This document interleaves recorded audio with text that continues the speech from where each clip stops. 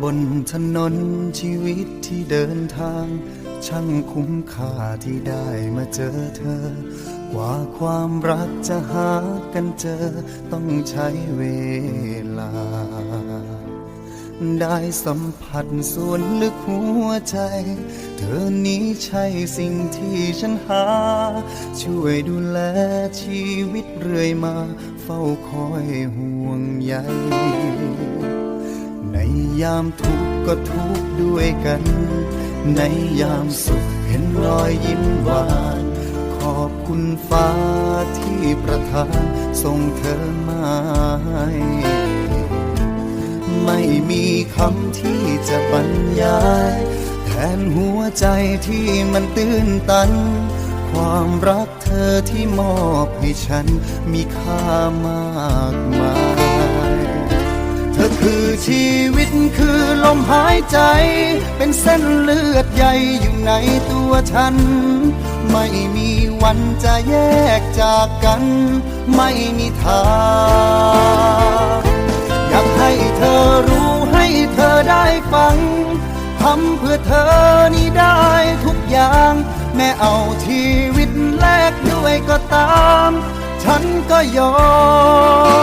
มฝากชีวิตให้เธอเก็บไว้ไม่ไปไหนจะหยุดตรงนี้ขอบคุณในสิ่งที่ดีๆที่เธอมีให้ชีวิตฉันขอมอบให้เธอ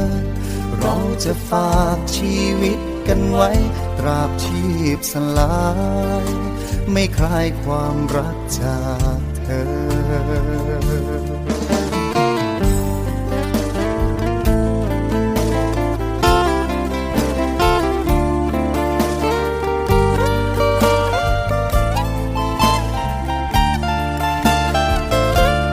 คือชีวิตคือลมหายใจเป็นเส้นเลือดใหญ่อยู่ในตัวฉันไม่มีวันจะแยกจากกัน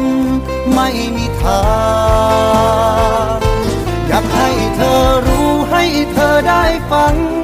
ทำเพื่อเธอนี่ได้ทุกอย่างแม้เอาชีวิตแลกด้วยก็ตามฉันก็ยอม